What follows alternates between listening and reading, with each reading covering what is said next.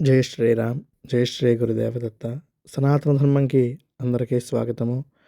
మనము మన సనాతన ధర్మం ఛానల్లో రామాయణంతో పాటు కార్తీక మాసంలో కార్తీక పురాణము, కొన్ని ముఖ్యమైన పర్వదినాల గురించి తెలుసుకున్నాము. చాలామంది వైశాఖ పురాణం కూడా పెట్టమని అడుగుతున్నారు. అందుకోసమని ఈ రోజు నుండి వైశాఖ పురాణం ప్రారంభిస్తున్నాను. ఓం శ్రీ గురుభ్యో నమః. హరి ఓం. ముందుగా మన సనాతన ధర్మంలో కాలానికి చాలా ప్రాముఖ్యత ఉంది. ఆ కాలచక్రంలో అత్యంత పవిత్రమైన 3 మాసాలను అంత్యకాల సాధన మాసాలు అంటారు. అవి కార్తీక మాసము, మాఘమాసము, వైశాఖ మాసాలు. ఇందులో వైశాఖ మాసాన్ని మాధవ మాసం అని కూడా పిలుస్తారు. అంటే సాక్షాత్తు శ్రీ మహావిష్ణువుకు అత్యంత ఇష్టమైన నెల అని అర్థము. ఈ రోజు నుండి మన వైశాఖ పురాణాన్ని రోజుకో అధ్యాయం చొప్పున పారాయణ చేసుకుందాము. ముందుగా ఏ పురాణాన్ని ప్రారంభించినా గురువుకి, సరస్వతీదేవికి, నారాయణుడికి, వ్యాస మహర్షిని స్మరించుకొని ఆ పురాణం పారాయణ చేసుకోవాలి, పురాణ శ్రవణము చేయాలి. అందుకోసం ముందుగా వారందరినీ కూడా ఒకసారి స్మరించుకొని పురాణ కథా ప్రారంభం చేసుకుందాము. ఓం శ్రీ గురుభ్యో నమః. హరి ఓం. గురుర్బ్రహ్మ గురుర్విష్ణుః గురుర్దేవో మహేశ్వరః. గురుః సాక్షాత్ పరం బ్రహ్మ తస్మై శ్రీ గురవే నమః. నారాయణ సమారంభాం వ్యాసశంకర మధ్యమాం అస్మదాచార్య పర్యంతం వందే గురు పరంపరాం. మాలాం కుండీం చ డమరుం శూలం శంఖం సుదర్శనం దధానం భక్తవరదం దత్తాత్రేయం నమామ్యహం. సరస్వతీ నమస్తుభ్యం వరదే కామరూపిణి. విద్యారంభం కరిష్యామి సిద్ధిర్భవతు మే సదా. నారాయణం నమస్కృత్య నరం చైవ నరోత్తమం దేవీం సరస్వతీం వ్యాసం తతో జయముదీరయేత్. నమాధవ సమో మాసో న కృతేన సమన్యుగం న చ వేద సమం శాస్త్రం న తీర్థం గంగయా సమం. పూర్వము నైమిషారణ్యంలో సౌనకాది మహర్షులు సత్రయాగం చేస్తున్నారు. ఆ సమయంలో అక్కడికి విచ్చేసిన సూత మహామునిని చూసి మహామునులందరూ ఎంతో ఆనందంతో ప్రార్థించారు. మహాత్మా, పుణ్యకథాశ్రవణం వల్ల మనస్సు నిర్మలమవుతుంది. మాకు ఎన్నో పురాణాలన్నీ కూడా మీరు చెప్పారు. మోక్షాన్ని ప్రసాదించే వైశాఖ పురాణాన్ని కూడా వినిపించండి. వైశాఖ మాస విశిష్టతను తెలుపండి అని ప్రార్థించారు. అప్పుడు సూత మహర్షులారా, పూర్వం అంబరీష మహారాజు ఇదే సందేహాన్ని నారద మహర్షిని అడిగారు.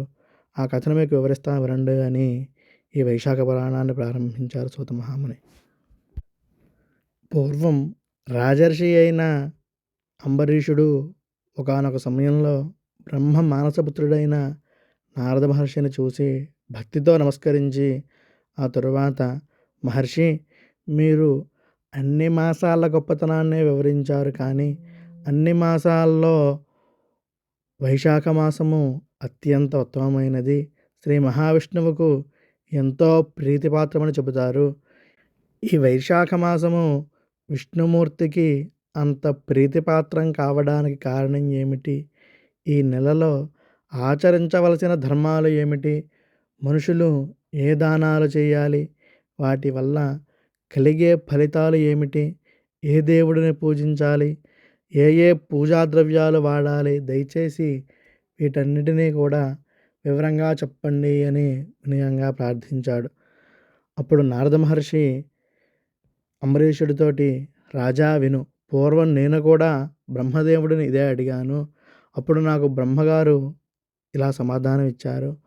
నారద, ఒకసారి శ్రీ మహావిష్ణువు లక్ష్మీదేవికి మాసధర్మాల గురించి చెబుతూ ఉండగా నేను విన్నాను. ఇప్పుడు విష్ణుమూర్తి లక్ష్మీదేవితో చెప్పిన విషయాలనే నేను వివరిస్తాను. మాసములు అన్నిటిలోనూ కార్తీకము, మాఘము, వైశాఖ మాసాలు చాలా గొప్పవి. ఈ మూడిటిలోనూ వైశాఖ మాసం ఇంకా గొప్పది. వైశాఖ మాసం ప్రాణికోటి అంతటికీ కూడా తల్లిలాగా అన్ని కోరికలను తీరుస్తుంది. ఈ నెలలో చేసే స్నానాలు, పూజలు, దానాలు సకల పాపాలను నశింపచేస్తాయి. ఈ మాసంలో జపదానాదులు చేసేవారిని దేవతలు కూడా తలవంచి గౌరవిస్తారు అని నారదుడు చెబుతూ వైశాఖ మాసం గొప్పతనాన్ని తెలియజేయడానికి కొన్ని ఉదాహరణలు చెప్పారు. ఎలా అంటే ఎన్ని విద్యలున్నా కూడా ఆ విద్యలన్నిటిలోనూ వేదం ఎలా గొప్పదో, అలాగే మంత్రాలలో ప్రణవం అంటే ఓంకారము ఎంత శక్తివంతమైనదో, ఆ విధంగా వృక్షాలలో కల్పవృక్షము, ఆవులలో కామధేనువు ఎలా అయితే కోరినవి ఇస్తాయో, దేవతలలో శ్రీ మహావిష్ణువు, ఇంద్రియాలలో మనస్సు, శుభాన్ని ఇచ్చే వాటిలో సత్యం ఎంత ముఖ్యమైనదో, నదులలో గంగానది, కాంతినిచ్చే వారిలో సూర్యుడు ఎలా సాటిలేనివారో, ఆయుధాలలో సుదర్శన చక్రము, లోహాలలో బంగారం ఎలా విలువైనదో, అలాగే విష్ణు భక్తులలో పరమశివుడు, రత్నాలలో కౌస్తుభమణి ఎలా ప్రకాశిస్తాయో, ధర్మాలలో దయ, అవయవములలో నేత్రములు ఎంత ప్రధానమైనవో, వయస్సులో యవ్వనము, బంధువులలో తల్లి ఎలాగైతే ఉత్తమమో, లాభాలలో ఆరోగ్యము, ఆశ్రయాలలో గృహము ఎంత అవసరమో, ద్వీపాలలో జంబూద్వీపము, పురములలో కాశీపురము ఎంత పవిత్రమైనదో, అలాగే మాసములలో వైశాఖ మాసము అంతటి అత్యుత్తమమైనది అని తెలిపారు నారదుడు. ఇక్కడ ఎలాగో సందర్భం వచ్చింది కాబట్టి వైశాఖ మాసం గొప్పతనం తెలిపే శ్లోకములు కొన్ని ఉన్నాయి. అవి కూడా ఇక్కడ ఉదహరిస్తున్నాను. ఓం నమాధవ సమో మాసో నకృతేన సమం యుగం నచ వేద సమం శాస్త్రం న తీర్థం గంగయా సమం. అంటే మాసాలలో వైశాఖం అనగా మాధవ మాసం వంటిది లేదు. యుగాలలో కృతయుగంతో సమానమైన యుగం లేదు. శాస్త్రాలలో వేదంతో సమానమైన శాస్త్రం లేదు. అలాగే తీర్థాలలో గంగతో సమానమైన మరొక తీర్థం లేదు. అలాగే ఇంకా కొన్ని శ్లోకాలు ఉన్నాయి. అవి కూడా ఉదహరిస్తున్నాను. ఓం ధర్మార్థం సర్వమాసానాం వైశాఖః ప్రవరో మతః మాతేవ సర్వభూతానాం సదా సర్వాభీష్టదః. అర్థము: ధర్మకార్యాలు ఆచరించడానికి అన్ని నెలలలో వైశాఖ మాసం శ్రేష్టమైనది. ఒక తల్లి తన బిడ్డలను ఎలా ఆదుకుంటుందో అలాగే ఈ మాసము ప్రాణులందరికీ కూడా సర్వాభీష్టాలను అంటే కోరుకున్న కోరికలను ప్రసాదిస్తుంది. ఈ మాసము అంత గొప్పది అని ఈ శ్లోకాలలోని అర్థము. ఇక మనం కథలోకి వెడితే, ఈ విధంగా వైశాఖ మాస గొప్పతనాన్ని వివరించిన నారద మహర్షి అంబరీష మహారాజుకు వైశాఖ మాసంలో ఆచరించవలసిన అతి ముఖ్యమైన స్నాన విధి గురించి వివరించారు.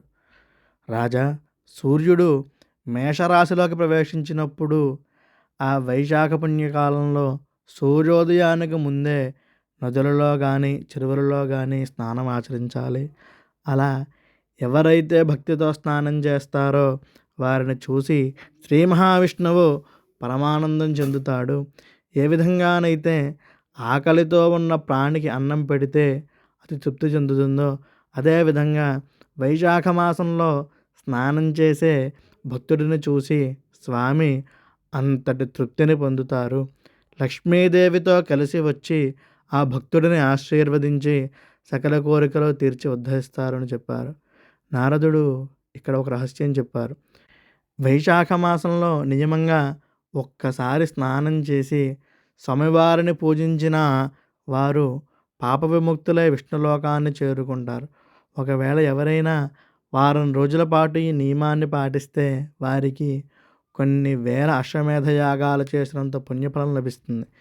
ఒకవేళ శారీరక అశక్తత వల్ల నదికి వెళ్ళలేకపోయినా మనసులో దృఢమైన సంకల్పం ఉంటే చాలు. నేను నది స్నానం చెయ్యాలి అనే సంకల్పంతో ఇంట్లో స్నానం చేసినా లేదా నది వైపు కనీసం కొన్ని అడుగులు వేసి అశక్తులై ఆగిపోయినా సరే భగవంతుడు వారిని 100 అశ్వమేధ యాగాలు చేసిన పుణ్యాత్ములుగా పరిగణించి తన సాయుధ్యాన్ని ప్రసాదిస్తాడు. అంటే ఇక్కడ భౌతికమైన స్నానం కంటే మనసులో ఉండే భక్తి మరియు సంకల్పానికే శ్రీహరి ప్రాముఖ్యతనిస్తారు. ఇక్కడ ఒక శ్లోకం కూడా ఉంది, దానిని కూడా ఉదహరిస్తాను. నదికి వెళ్ళి స్నానం చేసే శక్తి లేని వారికి కూడా పుణ్యం ఎలా లభిస్తుందో ఈ శ్లోకం ద్వారా తెలుస్తోంది. ఓం అశక్తోపి హి యోగచ్ఛేద పదాని కతిచిన్నృప వైశాఖస్నానముద్దిశ్య సోపి విష్ణుపదం వ్రజేత్. అంటే నదీ స్నానానికి వెళ్ళే శక్తి లేకపోయినా స్నానం చేయాలనే ఉద్దేశంతో ఎవరైతే నది వైపు కొన్ని అడుగులు వేస్తారో వారు కూడా ఆ పుణ్యం వల్ల విష్ణుపదాన్ని పొందుతారు అని ఈ శ్లోకం యొక్క అర్థము. మనం కథలోకి వెడితే నారదుడు ఇలా అంటున్నాడట, ఓ పుణ్యాత్ముడా, వైశాఖ మాసంలో ఒక అద్భుతం జరుగుతుంది. ఈ లోకంలో ఉన్న నదులు, కాలువలు, సెలయేరులు, చిన్న చిన్న చెరువులు కూడా సామాన్యమైనవి కాదు. సకల లోకాల్లోనూ అంటే స్వర్గ, మర్త్య, పాతాళ లోకాల్లో ఉండే సమస్త తీర్థదేవతలు శ్రీ మహావిష్ణువు ఆజ్ఞ మేరకు ఈ వైశాఖ మాసంలో భూమి మీద ఉన్న జలాల్లోకి వచ్చి కొలువై ఉంటారు. మనం చేసిన పాపాల గురించి ఒక భయంకరమైన సత్యం ఉంది. మనిషి తెలుసో తెలియకో చేసిన పాపాలు ఆ మనిషిని వదలకుండా యమధర్మరాజు ఆజ్ఞ మేరకు అతని యొక్క సూక్ష్మ శరీరాన్ని అంటిపెట్టుకుని రోధ చేస్తూ అంటే ఘోషిస్తూ నిరంతరం బాధపెడుతూ ఉంటాయి. మనిషికి కలిగే అశాంతికి, దుఃఖానికి కారణం ఈ పాపాలే. అయితే ఎప్పుడైతే ఆ జీవి వైశాఖ మాసంలో పవిత్రమైన బాహ్య జలాల్లో మునుగుతాడో ఆ జలాల్లో నిండి ఉన్న తీర్థదేవతల శక్తి వల్ల ఆ పాపాలన్నీ ఒక క్షణంలో కరిగిపోతాయి. ఆ పాపాల రోదన ఆగిపోయి మనసు ప్రశాంతంగా ఉంటుంది. ఇక్కడ కాలనియమం చాలా ముఖ్యం రాజా.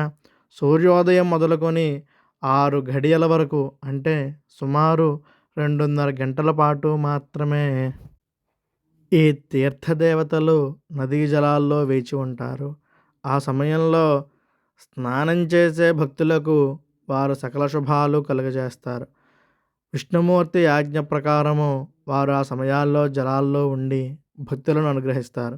సూర్యోదయమైన 6 గడియల తరువాత ఆ తీర్థదేవతలు తమ తమ నివాస స్థానాలకు వెళ్ళిపోతారు.